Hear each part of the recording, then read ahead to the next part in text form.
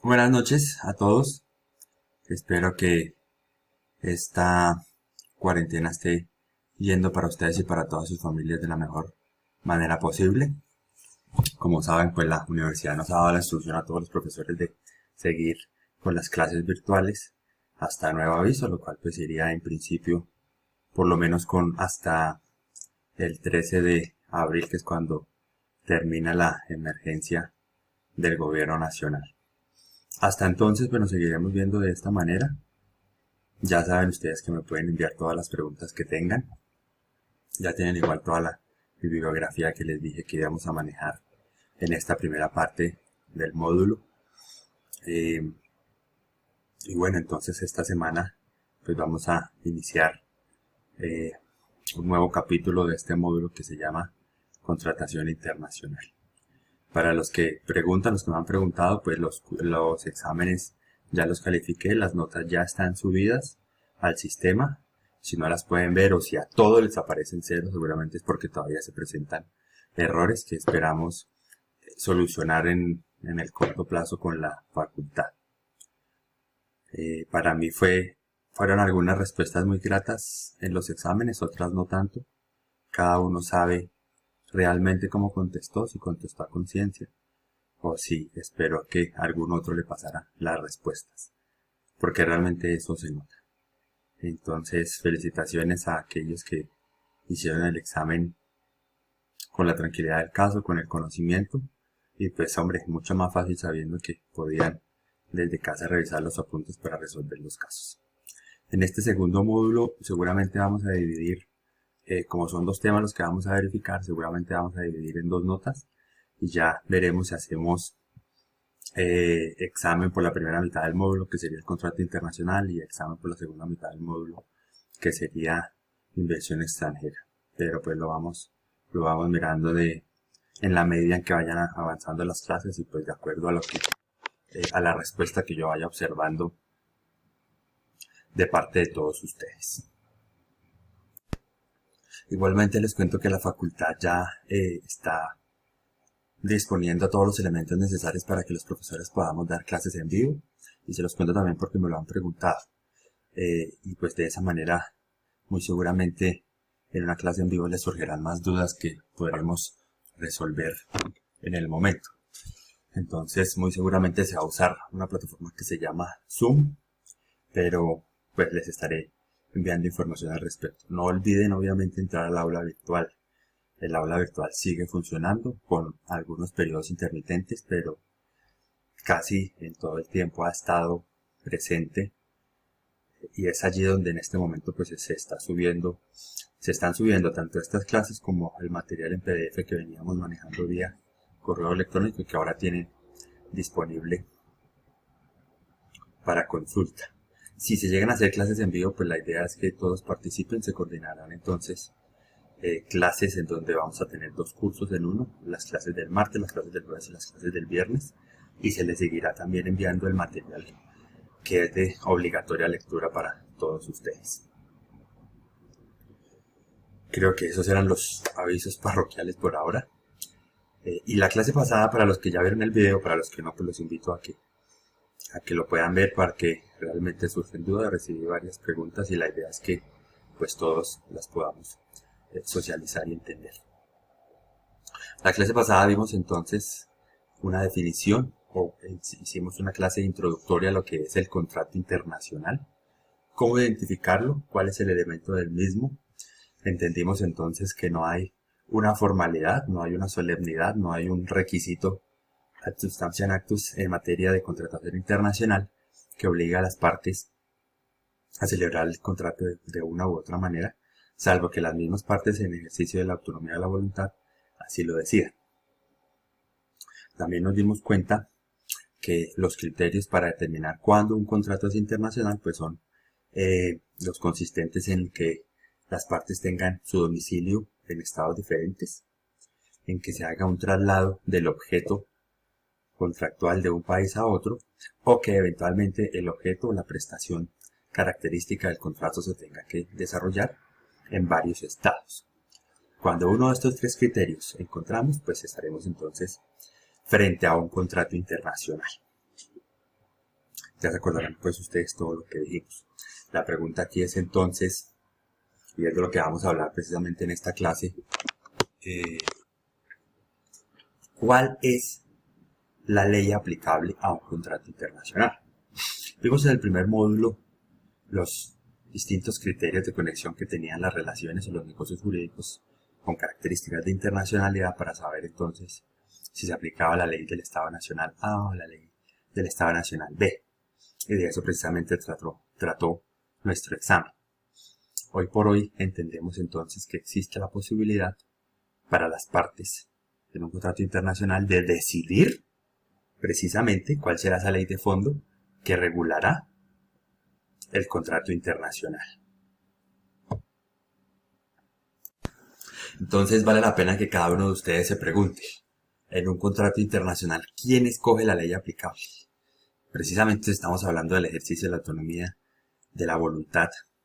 ¿Será que, por ejemplo, en un contrato de compraventa internacional de mercaderías se escoge la parte dominante, escoge el vendedor, escoge el comprador, se escogerá de mutuo acuerdo, y en el evento en que en uno y otro caso se tenga que escoger, ¿será que es posible escoger entonces la ley del Estado A, la ley del Estado B?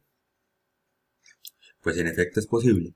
No obstante, dado que se trata de contratos de carácter internacional, pues las partes muy seguramente van a querer que no haya una influencia del derecho nacional de ninguna de ellas, de manera que no haya ninguna predisposición o ninguna favorabilidad a favor de uno y otro lado. ¿Qué hacemos entonces ahí? Se preguntarán ustedes. Y pues la respuesta es bastante sencilla. En principio, tendremos que acudir al fenómeno denominado como lex mercatoria o ley de los comerciantes o ley de los mercaderes, que es un fenómeno que hemos tocado de manera tangencial, pero que en esta clase pues abordaremos un poco más en profundidad y entenderemos por qué, cuál es su importancia y por qué es muy posible que hoy por hoy las partes contratantes en un contrato internacional escojan normatividad en sentido amplio que les permita a ellos regular el fondo de sus contratos y que les permita entonces decidir cuál será la ley aplicable al fondo del asunto. Y veremos entonces que en efecto habrá alguna normatividad también de tipo internacional que puede ser de obligatorio cumplimiento o que puede ser libremente escogida por las partes y que una vez sea libremente escogida pues regirá todo lo concerniente al contrato propiamente dicho. Así entonces lo que vamos a ver en esta clase es precisamente lex mercatoria y contratos internacionales. Y para llegar precisamente a lo que hoy conocemos como lex mercatoria, hoy en el siglo XXI pues daremos un corto repaso en lo que ha sido el devenir de la ley de los comerciantes a lo largo del tiempo. Tal vez en alguna clase comentábamos precisamente que el comercio no tuvo un auge muy importante en el Imperio Romano. Los romanos se dedicaban básicamente a la guerra y es por eso que el primer indicio que tenemos de lo que podríamos denominar lex mercatoria o lex de los comerciantes nace hasta la Edad Media, donde el comercio, si bien era escaso, era bastante importante por una ruta que se llamaba, o que era conocida en ese entonces como el Mar Mediterráneo, que se extendió básicamente hasta el siglo XI, en donde el comercio adquirió un papel preponderante y los comerciantes de la época, los primeros comerciantes de la época, pues se dieron cuenta que necesitaban algunas reglas básicas para regular precisamente todos estos contratos que celebraban los ciudadanos de diferentes territorios. Les digo territorio porque en ese momento pues todavía no hablábamos del Estado-Nación como lo conocemos hoy. ¿Qué se dio entonces o qué consecuencias produjo este nacimiento incipiente de lo que era la ley de los comerciantes? El conocido, el denominado Liber Mercatorum, o que era el libro de los mercaderes, que es el antecedente inmediato de lo que hoy conocemos como registro mercantil. Esto le permitió entonces a los mercaderes de la época organizarse y empezar a darse sus propios estatutos Y allí entonces se inscribían aquellas personas que pretendían ejercer el comercio o que ya lo ejercían y que querían que fueran así reconocidas. Se crea entonces lo que se llamó la Societas Mercatorum o la Sociedad de Mercaderes, en donde los comerciantes de diferentes territorios o diferentes países negociaban todos sus productos en ferias. Estas ferias eran básicamente errantes, no habían unas ferias o unos lugares de comercio definidos, sino que los mercaderes llevaban toda su mercancía de uno a otro lado. Básicamente los comerciantes eran personas errantes, conocidos como los pies en polvorosa, toda vez que tenían que recorrer grandes distancias para llevar de uno a otro lado sus productos e instalarse en las diferentes ferias que había para su momento en Europa. Esto que les permitió crear un estatus social nuevo, diferente a las clases sociales, y que básicamente iba adquiriendo o ganando a medida que se iba desarrollando este comercio incipiente, pues poder económico. Y así entonces se fue gestando una nueva clase, que era básicamente la clase burguesa.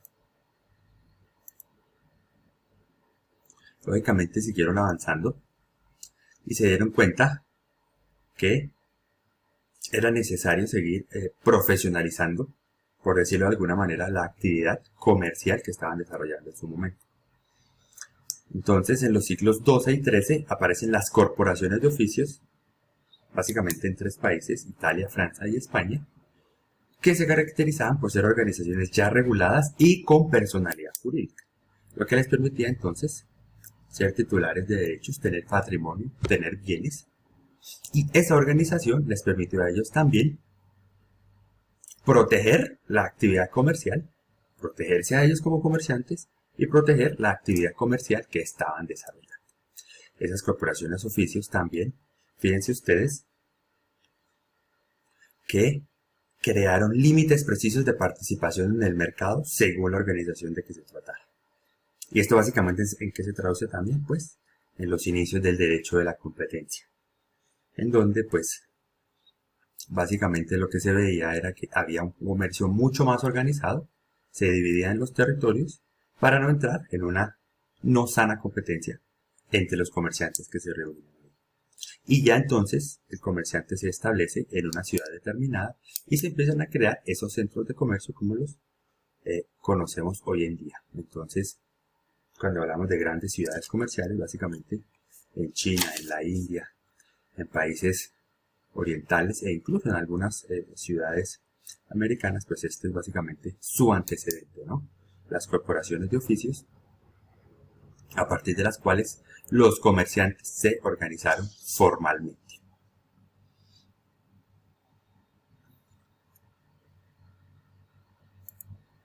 Pasamos entonces al desenvolvimiento del tráfico mercantil.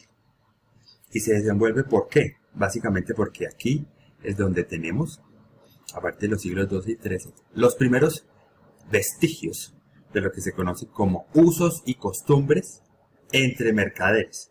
Muy importante hoy en día, precisamente porque los usos y costumbres entre los mercaderes, como lo vimos tanto en el primer módulo y vamos a ahondar mucho más en este módulo, pues hacen que sean ley vinculante para las partes.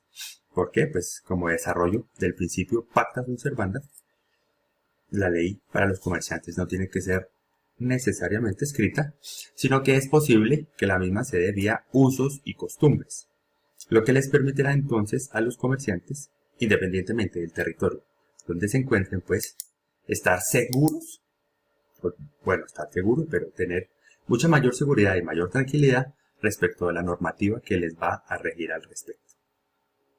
Algo que es muy importante. ¿Cuáles entonces fueron estos primeros usos y costumbres que se dieron? Pues los usos sobre pagos internacionales, básicamente la manera en que nació la banca, el sistema financiero. Se crearon instituciones libres de tecnicismos, se propagan las prácticas comerciales, es decir, cada vez son más reiteradas entre los mismos comerciantes, lo que les permite a ellos entonces saber de antemano a qué se están comprometiendo. precisamente porque esas prácticas comerciales les dan a ellos la posibilidad de conocer qué es lo que tienen que hacer una vez entran en negociaciones y una vez celebran contratos comerciales, y qué es lo que pueden esperar de su contraparte. Así las cosas, pues desde un inicio saben qué es lo que le pueden exigir al otro y el otro qué les puede exigir a ellos. Y algo muy importante acá, y es que se empieza a gestar también la jurisdicción comercial. Es decir, que las corporaciones de mercaderes y las corporaciones de oficios que acabamos de mencionar tienen potestad jurisdiccional en el entendido que tienen autoridad por el conocimiento y por las prácticas que ya se estaban dando para resolver conflictos entre comerciantes de distintos territorios. Y esto básicamente ¿qué facilita también? Pues que cada día, o con el trasegar del tiempo, se den cada vez más negocios y relaciones internacionales. Será todavía más fácil, ¿por qué? Porque independientemente del territorio donde usted se encuentre ubicado, o independientemente del territorio del cual usted provenga, pues sabrá que hay unas prácticas comerciales y unos usos y unas costumbres que regirán su relación. Y que regirán su relación, pues, lógicamente, dependiendo del sector comercial donde usted se desempeñe. Pero pues así serán conocidas por todos, independientemente del idioma que se hable o del territorio de donde provenga. Y eso lo que genera es básicamente celeridad y simplicidad en los negocios y pues un aumento de los ingresos económicos de estos comerciantes. No obstante, a pesar del auge, a pesar del desarrollo propio y expedito que tuvo el derecho o las costumbres comerciales propiamente dichas, antes de hablar de un derecho ya arreglado, pues en los siglos XV y XVI nace el Estado moderno. Y con el Estado moderno nace la soberanía nacional del Estado-nación. Sabrán ustedes que se habla de Estado-nación precisamente porque la palabra nación viene de Nacios, una diosa romana que era a la que se encomendaban los romanos para el nacimiento del pacto de los naciturus. Y es así entonces como nace este nuevo Estado, que es la soberanía nacional, que empieza a ejercer su control político respecto de todas las actividades que se desarrollan al interior de su territorio. ¿Eso qué quiere decir? Que aquellas costumbres, aquellos usos que de manera reiterada estaban utilizando los comerciantes y con base en los cuales regulaban sus relaciones comerciales internacionales, pues empiezan a tener problemas con el mismo Estado, toda vez que estas relaciones entonces tendrán que verse ahora reguladas por el derecho del Estado. ¿Esto qué quiere decir? Que la ley de un Estado empieza a regular una actividad que venía de varios siglos atrás. Y lo más grave de eso es que seguramente lo empieza a regular sin el conocimiento de todas esas prácticas y de todos esos usos que ya se habían establecido vía costumbre entre los comerciantes internacionales.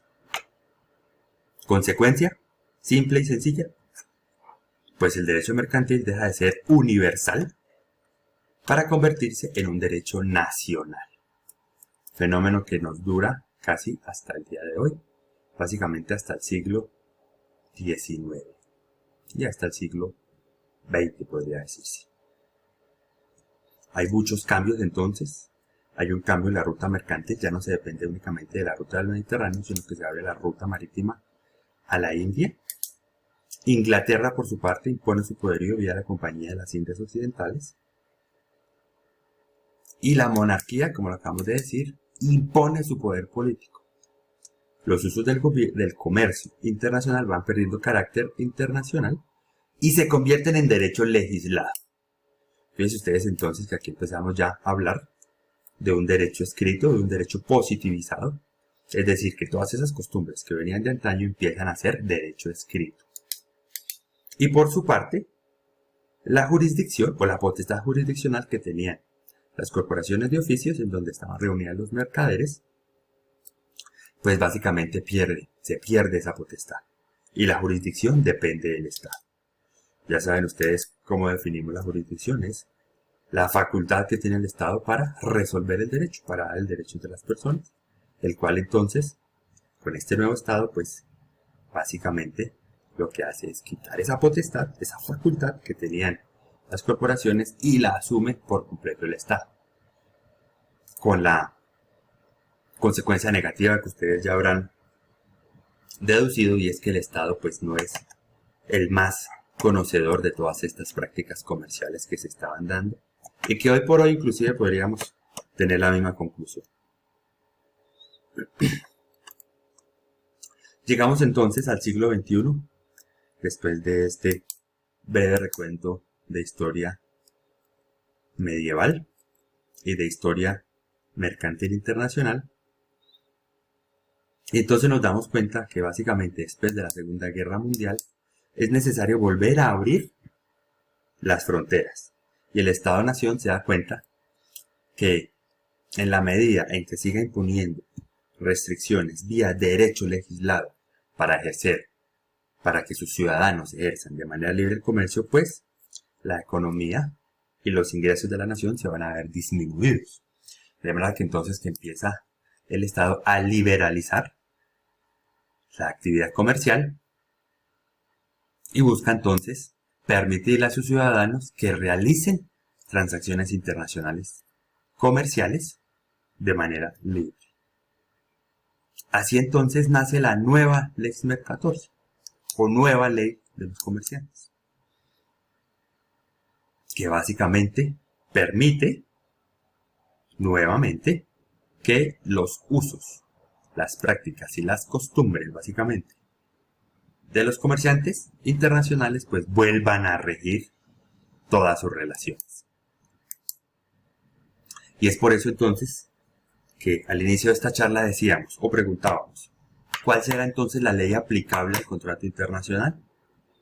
Pues aquí, el principio de la autonomía de la voluntad contractual ejerce nuevamente todo su poder y le otorga la facultad a las partes de elegir cuál será la norma que rige su relación contractual y cuál será entonces la norma, obviamente, que regirá o que resolverá los conflictos que se susciten al llevar a cabo esta actividad comercial internacional.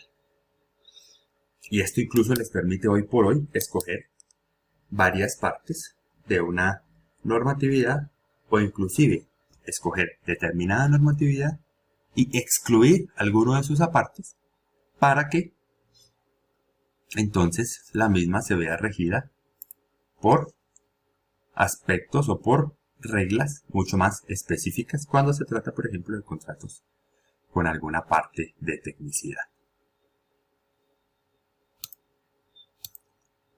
En alguna de las clases les comenté que podrían leer a Walter Cadena Afanador de su libro Lex Mercatoria, y esta definición que ustedes están viendo acá es básicamente tomada de su libro. Por eso reconocemos el copyright. ¿Cómo la define hoy? ¿Cómo la define él? A esta Lex Mercatoria o esta nueva Lex Mercatoria. Como un conjunto de reglas y principios de índole consuetudinario reconocidos y aplicados en transacciones internacionales. Fíjense que el doctor Cadena en su definición es bastante claro y habla de la nueva Lex Mercatoria como conjunto de reglas y principios de índole consuetudinario reconocidos y aplicados en transacciones internacionales. Bastante sencilla la definición, pero bastante diciente. No habla de conjunto de leyes, no habla de conjunto de normas, sino de reglas y principios de índole consuetudinario, costumbrista, y que son aplicados y reconocidos en transacciones internacionales. Lógicamente son reconocidos y aplicados pues por los comerciantes que celebran este tipo de transacciones.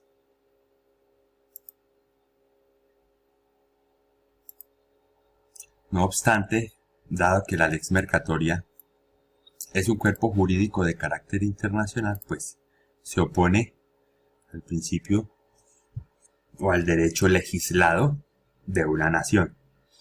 Hoy por hoy no existe en el derecho mercantil internacional leyes que hayan sido adoptadas per se o proferidas per se por parte del cuerpo legislativo de un Estado. ¿Esto qué quiere decir?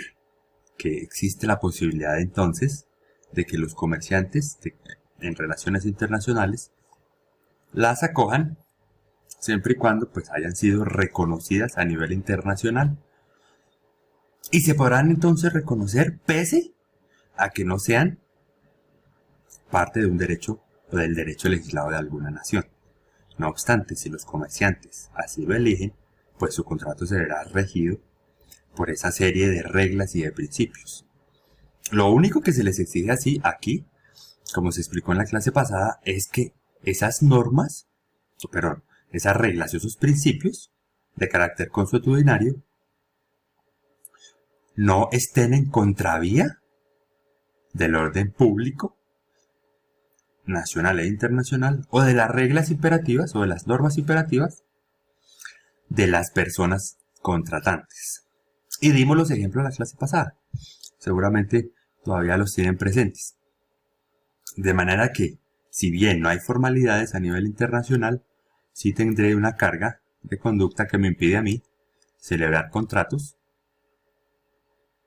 que vayan en contravía de las normas imperativas del Estado de donde yo soy ciudadano o del orden público, inclusive de carácter internacional.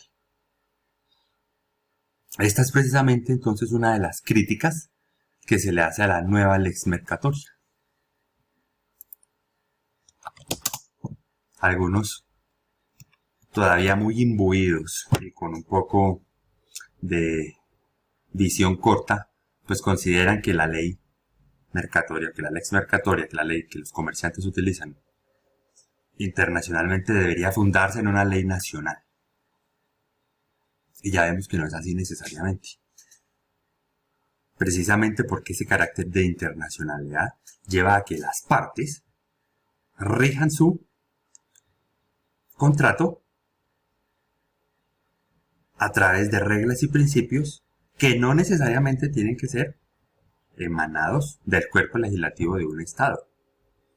Y es que precisamente lo comentábamos al inicio de esta charla, si se diera la posibilidad de que necesariamente se tuviera que aplicar la ley de un Estado, pues muy seguramente eso generaría algún tipo de desconfianza frente a su contraparte.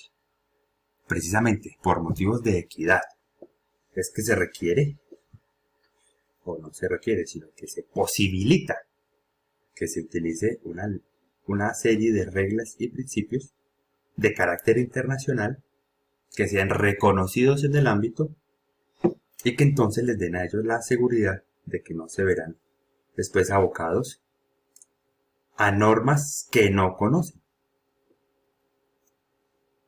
Otra de las críticas es que no hay unidad sistemática en esta nueva ley mercatoria, o que no es creada por los comerciantes, sino por entidades supranacionales. Esto en un principio puede ser cierto, y es que precisamente no es creada por los comerciantes en sí, sino que entidades supranacionales como la Cámara de Comercio Internacional recogen todos esos usos y prácticas de los comerciantes a nivel internacional y los redactan de una manera que sea comprensible para su posterior utilización. ¿Eso qué quiere decir? Pues vemos que estas autoridades de carácter supranacional pues tienen toda la autoridad académica precisamente para recoger estos usos y estas prácticas, y lo hacen bajo la base de que han sido reiterados y de que han sido conocidos en un sector específico, lo que les permite a ellos sistematizar en un tema determinado aquellas reglas que pueden utilizarse y que pueden aplicarse posteriormente por un contrato. No es posible que se diga que no hay unidad sistemática. Eso lo dicen básicamente porque esperan que haya un código tipo Código de Comercio de 1972 que trata de abarcar absolutamente todas las actividades que realiza un comerciante.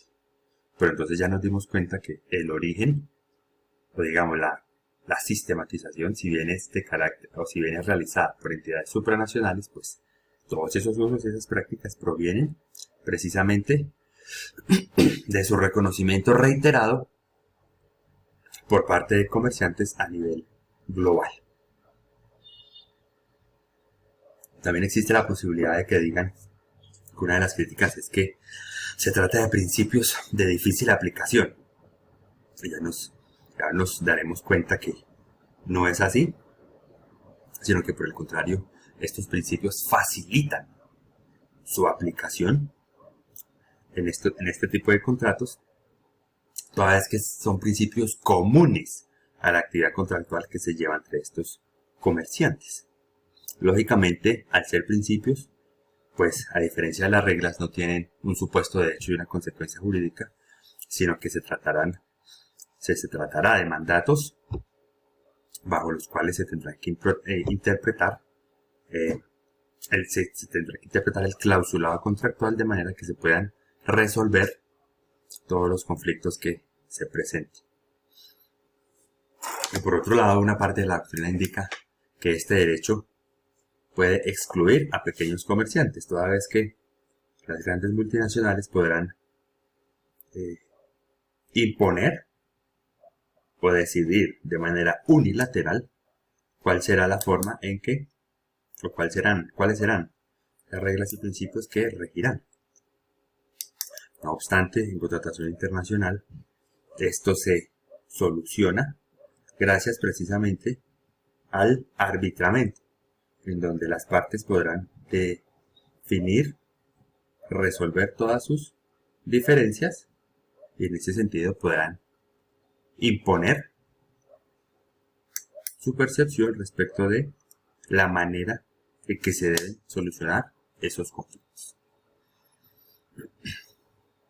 Por otro lado, son muchas las ventajas que tienen las partes de imponer que la solución al fondo del asunto se lleve a cabo por la nueva Lex Mercatoria. Por un lado tenemos la reducción de costos de transacción, toda vez que ya sabemos, como lo dijimos al inicio, que las partes ya sabrán a qué se obligan y ya sabrán también a qué se obliga su contraparte, de manera entonces que se estarán en un escenario plano, claro, que les permitirá a ellos saber cuáles son las consecuencias de haber dado válidamente una manifestación coercible de la voluntad. Como lo dijimos también, pues tiene mucha mayor especificidad frente a la legislación nacional y eso es el entendido que estas entidades supranacionales que recogen y esquematizan todas estas reglas y principios pues son expertas tanto en costumbre internacional como en contratos internacionales, lo que les permite entonces a las partes escoger una normativa completamente adecuada y hecha a la medida para resolver y para llevar a cabo pues el contrato internacional. El principio de neutralidad, bastante importante. Las partes no querrán verse sometidas al derecho legislado de su contraparte, tras que será un derecho que no conocen, posiblemente en otro idioma, y lo que hará entonces que incurran en mayores gastos, toda vez que si tuviesen que llevar su litigio en otra nacionalidad, como lo vimos, pues habrán incrementado sus costos, lo que no iría en consonancia con el principio de reducción de costos o de reducción del costo incrementado que vimos en las clases de Derecho Internacional Privado. Y pues al ser de carácter internacional, la ventaja será es que serán unas reglas y unos principios conocidos por todos. ¿Claros hasta ahí? Bueno, espero que sí, porque lastimosamente así pues no les puedo ver las miradas si me están diciendo que comprendieron todo o si tengo que volver a iniciar. Igual ya saben que me pueden enviar las preguntas. ¿Cuáles serán entonces las fuentes de esta nueva Lex Mercatoria? Pues son de tres tipos: Hard Law, Soft Law y Softer Law. Ustedes ya habrán escuchado todos estos conceptos, pero vamos a tratar de desmenuzarlos para que los entendamos con mayor claridad. Cuando hablamos de HARLAW, hablamos de instrumentos legales internacionales. En este caso, sí se trata de tratados internacionales que pueden ser bilaterales o multilaterales y que, como ya lo explicamos en el primer módulo y ustedes ya son expertos en el tema, pues para que sean aplicables y de obligatorio cumplimiento al interior de un Estado, tendrán que haber sido ratificados al interior de esa legislación. El típico caso aquí, por ejemplo, es el Convenio de Viena sobre compraventa internacional de mercaderías, que si bien es una expresión de lex mercatoria que recoge los usos y las prácticas de los comerciantes a nivel internacional para celebrar contratos de compraventa, pues sí se trata de derecho legislado, toda vez que es un tratado ratificado al interior de Colombia. Aquellos que quieran pueden ir a la Secretaría de Senado y verificar la ley 518 de 1999 y podrán entonces verificar la ratificación de este convenio. Esta fuente del HARLAW también tiene normas sobre conflicto de leyes, que fue lo que vimos en el primer módulo. Sustancialismo. Y el sustancialismo recordarán entonces que es básicamente dictar normas que nos resuelvan el fondo del asunto para que nos evitemos precisamente ese conflicto de leyes, para que no tengamos que ir a verificar cuál es la regla de conflicto, cuál es el criterio de conexión, sino que a nivel internacional, ya sea de forma bilateral o multilateral, se dicten normas de carácter sustancial que nos permitan a nosotros que en uno y otro estado el mismo derecho legislado nos aplique en nuestra relación. Y habrán otros que serán reglas modelo y arbitraje internacional que, en la medida en que hayan sido ratificadas al interior de un país, pues serán derecho legislado y aplicarán. Aquí pues, ¿cuál es la dificultad?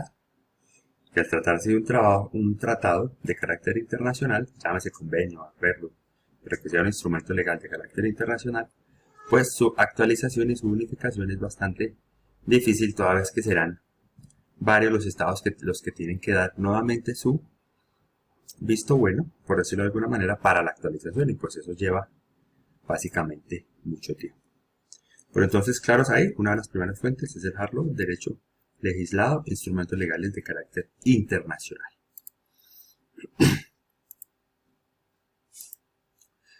Seguimos con el soft law, que es un derecho que es básicamente no coercitivo.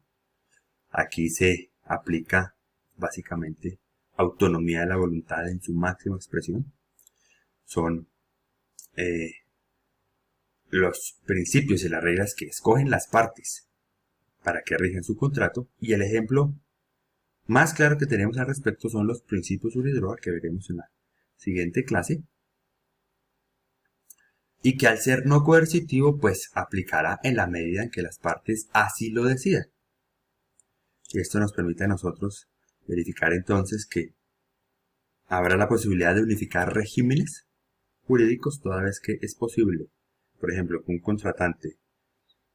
que dos contratantes internacionales con fuentes de derecho distintas, es decir, que uno pertenezca al derecho legislado o al civil law y el otro pertenezca al derecho anglosajón, al common law, el derecho consuetudinario, pues al aplicar estas reglas y principios, unifiquen esos dos regímenes de manera que esas reglas y principios sean aplicables independientemente del background que a cada uno le aplique. Esto es muy muy importante porque esto, pues, como les digo, es expresión de la lex mercatoria. Estas, al ser leyes modelo o reglas o principios adoptados por entidades supranacionales que no hayan sido ratificadas al interior de un país, pues serán únicamente aplicables si las partes así lo deciden. Pero lo bueno es, por un lado, que si entidades supranacionales las sistematizaron, las esquematizaron, pues seguramente lo harán con el conocimiento suficiente de saber y de estar completamente seguros de que sí se trata de reglas, perdón, de usos o de prácticas o en general de costumbre de carácter mercantil, extranjera o internacional, que les dará entonces a las partes certeza de la especificidad y de la completa aplicación de este derecho no legislado. ¿Saben? Cuando les hablen de soft law en materia de lex mercatoria, pues el ejemplo son los principios de Universal. Y un derecho más suave o softer law, seguramente ustedes habrán escuchado que hay normas de autorregulación, es decir, libremente adoptadas por una sola parte. Hoy por hoy, por ejemplo, se habla de la responsabilidad social empresarial que están utilizando las empresas para que el ánimo de lucro no desaparezca lógicamente, sino que se vea matizado precisamente porque las empresas por voluntad propia deciden alcanzar otros objetivos que van más allá del económico. Y en este caso hablamos, por ejemplo, de responsabilidad empresarial en materia ambiental, en materia de consumo, en materia de derechos humanos y que pretende evitar conflictos de interés e inclusive corrupción a escala internacional.